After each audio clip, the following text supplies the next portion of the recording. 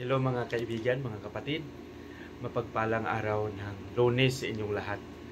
At nasa ika-12 araw na tayo sa buwan ng Agosto. Tuloy-tuloy lang tayo sa ating mga pagninilay. At napakagandang pakinggan natin at tinan ng mabuti kung ano yung mga magagandang mensahe na gustong ipaabot sa atin ng ating mga pagbasa. At narito na naman ang inyong lingkod, Father Bob, isang paring Karmelita. Ngayon ay, gaya ng sinabi ko, araw ng Lunes, nasa ika-12 araw na tayo sa buwan ng Agosto, 2024. Sa araw na ito, ang ating pagninilay ay ibabahagi sa atin ni San Mateo, Kapitulo 17, versikulo 22 hanggang 27. Ano ba ang sinasabi dito?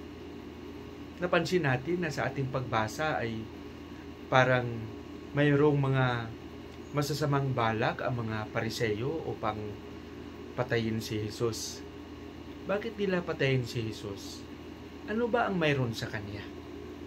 Hindi lingid sa nakakarami na ang patuloy na ginagawa ni Jesus ay yung ipamulat sa mga tao ang kabutihan ng kanyang Ama, ang kagandahang loob ng kanyang Ama.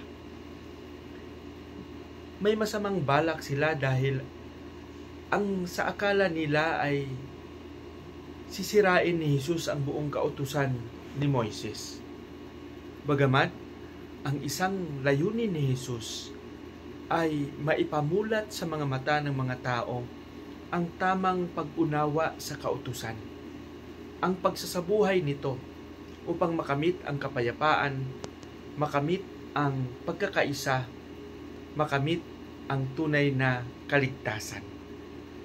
Kaya maraming ginagawa ang mga tao upang subukin siya. Hinuhuli siya sa iba't ibang paraan, sa mga tanong, sa mga ginagawa niya, sa mga pagkilos niya, upang sa gayon ay mayroon silang isusumbong sa nakakataas. Kaya siguro mga kapatid, mas magandang pagnilayan din natin sa ating buhay. Dumating ba rin sa ating buhay na kung ang mga tao, kung ang ating kapwa ay gumagawa ng kabutihan, may mga masasamang balak din ba tayo upang ipahinto siya dahil alam natin na parang nalalamangan tayo at nakita natin na parang walang-wala na tayo at napakalayo na nila sa atin. Alam nyo, bilang tao, minsan hindi natin maiwasan na may mga pag-uugali tayo na mainggit tayo dahil sa mga nakamit ng ating kapwa. Imbis na maging masaya tayo dahil sa kung ano ang kanilang narating, ang nangyari pa ay yung parang hindi tayo naging masaya. Bakit? Dahil posible tayo ay naiinggit sa kung ano ang mayroon sila. Kaya posible marami rin tayong mga hindi magandang binabalak upang sirain sila. So para sa akin, parang ganito rin ang nangyari kay Jesus. Sinisiraan siya. Mayroon silang masamang balak na patayin siya. Dahil ang buong akala nila ay inaagaw ni Jesus ang pagkakilanlan nila at ang akala nila ay si Jesus ay maging hari ng buong komunidad. Siguro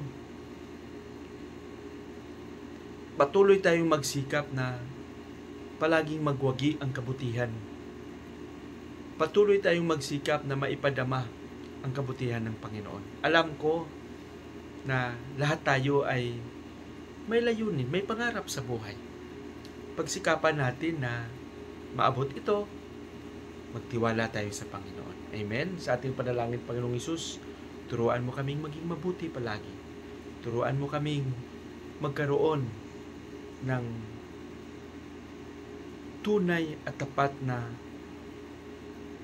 puso upang maging saksi mo sa lahat ng paraan. Amen.